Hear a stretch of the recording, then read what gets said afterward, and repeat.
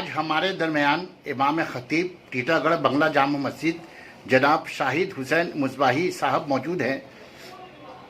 یوم عاشورہ کے دن تاریخ کے آئینے میں یوم عاشورہ کے روز کی شرعی حیثیت کیا ہے؟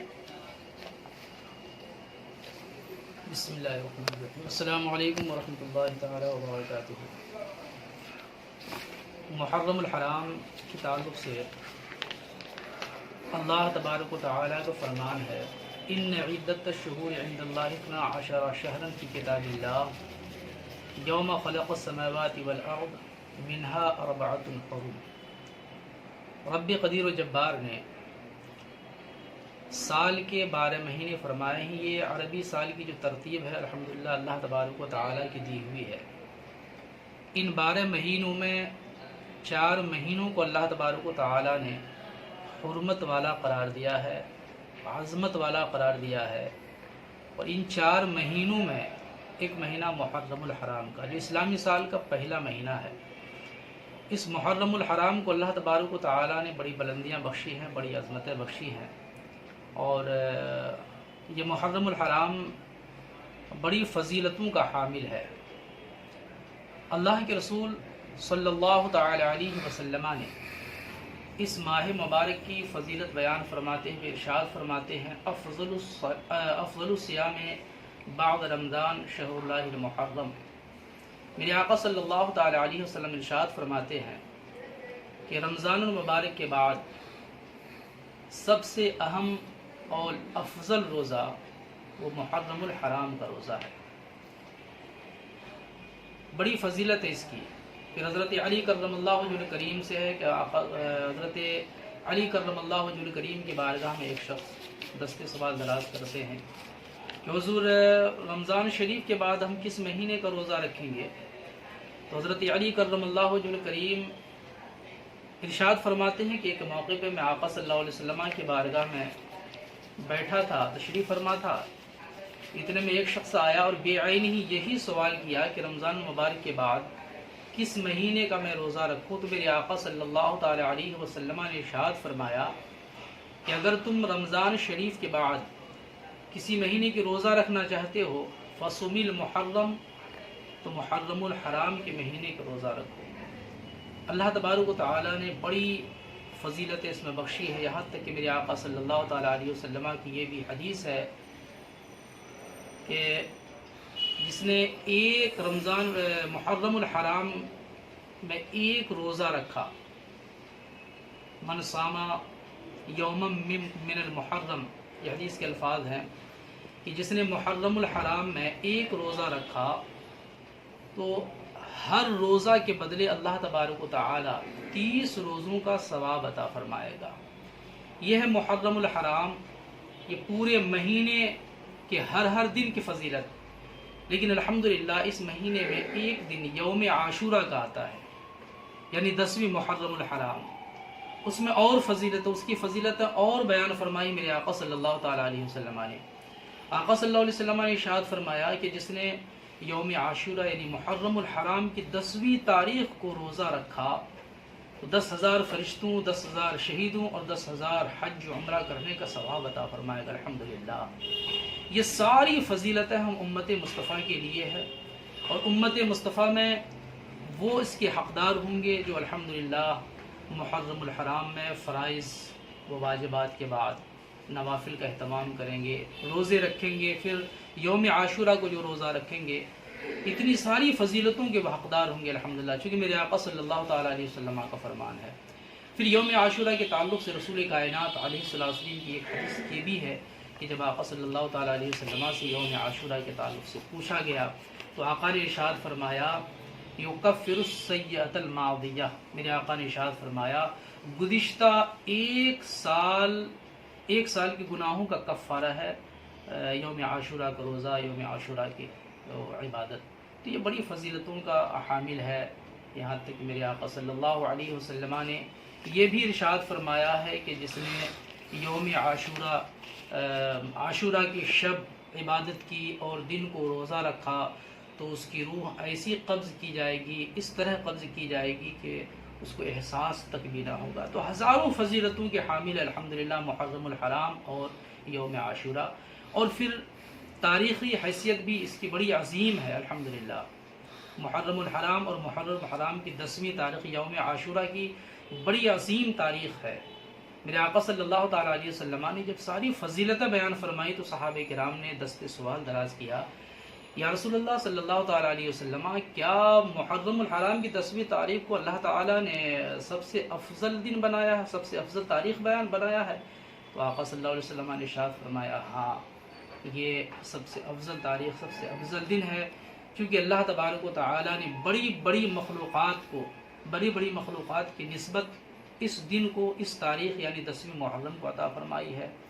اللہ کے رسول صلی اللہ علیہ وسلم ارشاد فرماتے ہیں، جیسا کہ غنیت الطالبین میں مذکور اور مرقوم ہے، کہ لوح و قلم، عرش و کرسی، اللہ تبارک و تعالیٰ نے اسی 10ویں محرم کو پیدا فرمایا۔ یہ تاریخ حیثیت ہے۔ حضرت آدم علیہ السلام کی پیدائش بھی اسی 10ویں محرم کو ہوئی، پھر 10ویں محرم ہی کو اللہ تبارک و تعالیٰ نے حضرت آدم علیہ السلام کو جنت میں داخلہ عطا فرمایا۔ پھر حضرت آدم علیہ السلام کی لغزش معاف ہوئی تو وہ 10ویں محرم الحرام کی تاریخ تھی۔ اس طریقے سے حضرت ابراہیم علیہ السلام کی پیدائش بھی 10ویں محرم الحرام کو ہے۔ زمین و آسمان کی پیدائش 10ویں محرم الحرام کو ہے۔ حضرت ابراہیم علیہ السلام کو جب نمرود نے اور نمرودیوں نے آگ میں ڈالا تھا اور وہ آگ بحکم خدا گلے گلزار ہوئی تھی، وہ تاریخ بھی 10ویں محرم الحرام کی تھی۔ حضرت موسیٰ علیہ السلام کو اللہ تبارک و تعالیٰ نے اور قوم بنی اسرائیل کو فرعون کے مظالم سے جس دن نجات بخشا تھا، وہ تاریخ بھی محرم الحرام کی 10ویں تاریخ تھی۔ اور پھر اسی 10ویں محرم الحرام کو انسان دشمن اور انسانیت کے دشمن فرعون اور فرعونیوں کو دریائے نیل میں غرق کیا تھا۔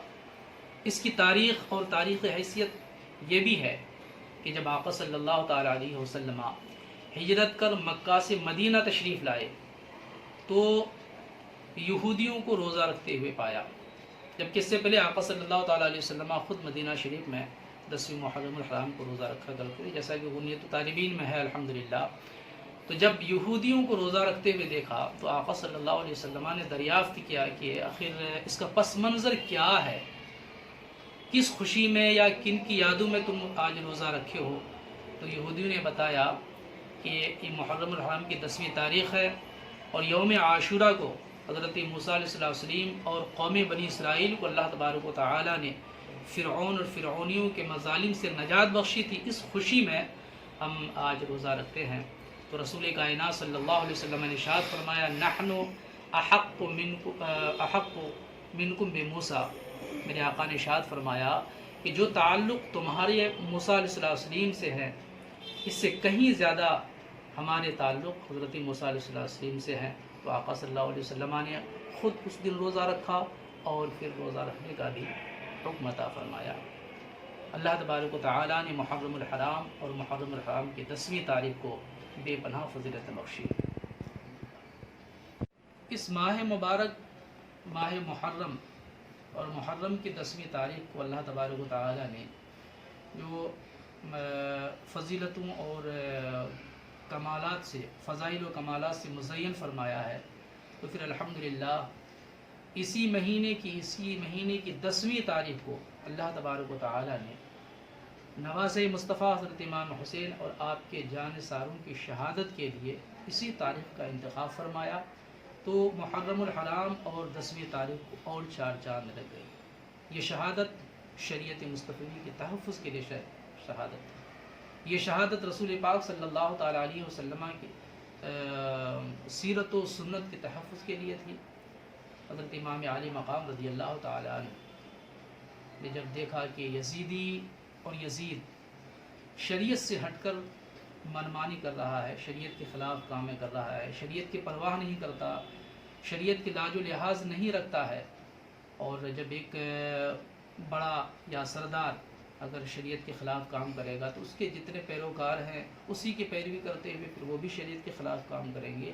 تو ایسی صورت میں ضرورت تھی جہاد کی، ایسی صورت میں ضرورت تھی قربانیوں کی، ایسی صورت میں ضرورت تھی رسول پاک صلی اللہ تعالیٰ علیہ وسلم کی سنت کے تحفظ و بقا کے لیے ہر مناسب قدم اٹھانے کی۔ حضرت امام عالی مقام رضی اللہ تعالیٰ عنہ کی شہادت جو پہلے سے متعین ہو چکی تھی اور مقصد شریعت مصطفی صلی اللہ تعالیٰ علیہ وسلم کی حفاظت تھی، اس کی شرعی حیثیت بھی الحمدللہ بڑی عظیم ہے کہ رمضان المبارک کے روزے فرض ہونے سے پہلے، اس کی فرضیت سے پہلے یوم عاشورہ کے روزہ فرض تھا، اس کی بڑی اہمیت تھی اور زمان جاہلیت میں بھی اس کا بڑا احترام کیا جاتا تھا۔ لیکن جب رمضان المبارک کا روزہ فرض ہوا تو اس کی فرضیت یعنی یوم عاشورہ کی فرضیت منسوخ ہو گئی۔ اب اختیار ہے کہ جو چاہیں رہیں، نہ رکھنے پر بہت بڑی محرومی ہے، پر رکھنا فرض اور واجب نہیں ہے۔ ہمیں روزہ رکھنا چاہیے۔ حضرت علی رضی اللہ تعالیٰ عنہ روزہ رکھا کرتے تھے۔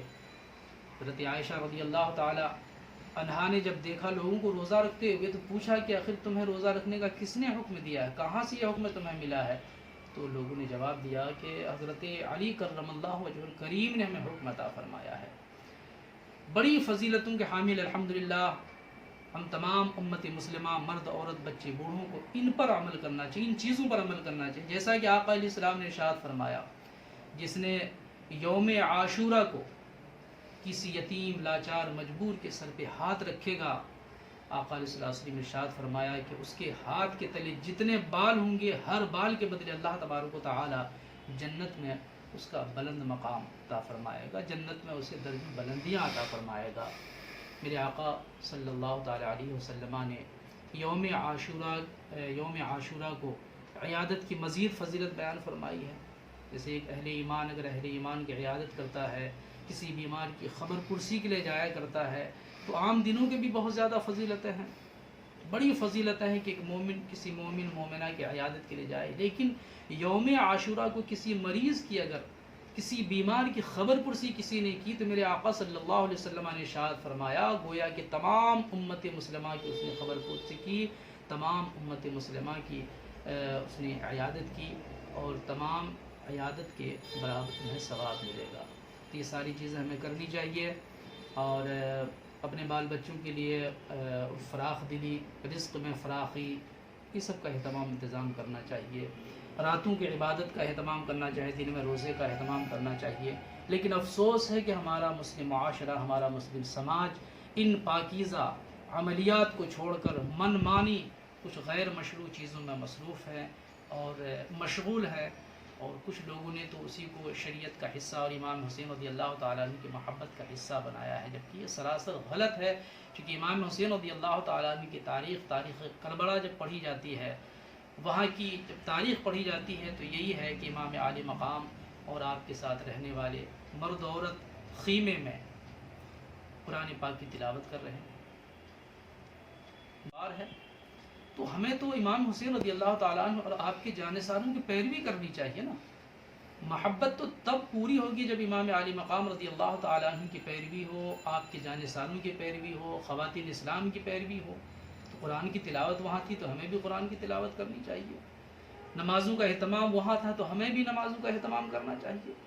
روزے وہاں تھے تو ہمیں بھی روزے کا اہتمام کرنا چاہیے۔ اس طریقے سے حسین پاک رضی اللہ تعالیٰ عنہ کی پیروی ہوگی اور یہ محبت کا اظہار ہوگا اور محبت کی دلیل ہوگی۔ روزہ نماز کچھ بھی نہیں، کھیل کود ناچ کود کو ہم نے اور ہمارے معاشرہ نے امام حسین رضی اللہ تعالیٰ عنہ کی محبت کی علامت قرار دی۔ معاذ اللہ یہ بہت بڑی گستاخی ہے اور یقیناً شریعت مصطفی صلی اللہ تعالیٰ علیہ وسلم سے انحراف اور اپنی بد عملی کے ذریعے امام عالی مقام رضی اللہ تعالیٰ عنہ کی شہادت اور آپ کے رفاقہ اور جانثاروں کی شہادت کی مذاق اڑاتے ہیں۔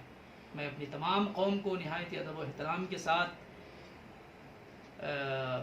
پیغام پیش کرتا ہوں اپنی قوم کو کہ اللہ کے واسطے عمل کرو مصطفیٰ کے فرمان پر، عمل کرو حضرت علی رضی اللہ تعالیٰ عنہ کے فرمان پر، عمل کرو جو کام اللہ کے پیاروں نے کیا ہے وہ کام کرو، تو پھر دیکھو الحمدللہ اس کی برکتیں اور رحمتیں ملیں گی۔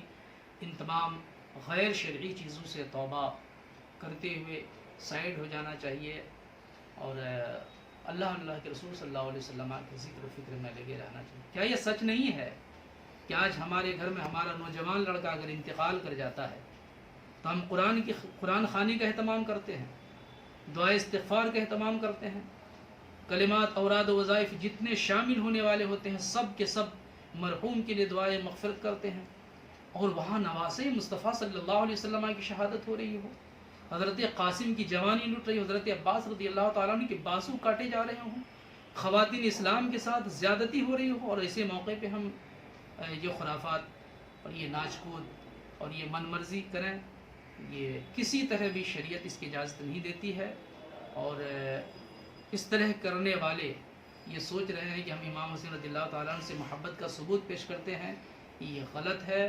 اس طریقے سے امام حسین رضی اللہ تعالیٰ عنہ کی عظمت کو نہ ٹھکرائیں اور ان کی شہادت کا مذاق نہ اڑائیں۔ اللہ کے واسطے روزے کا اہتمام کریں، واجبات اور فرائض کی ادائیگی کے بعد نفل نمازوں کا بھی اہتمام کریں، ساتھ ساتھ جن سے جو ہو سکے کلمہ، درود، اوراد و وظائف اور تلاوت قرآن پاک پڑھ کر کے اپنے مقدس اور رہنمایان اسلام اور ان پاک باز ہستیوں کو پیش کریں۔ ہو سکتا ہے یہی ہمارے لیے کل نجات کا ذریعہ بن جائے۔ اپنی قوم کو میں یہی پیغام پیش کر اپنی بات کو تمام کرتا ہوں۔ السلام علیکم ورحمۃ اللہ وبرکاتہ۔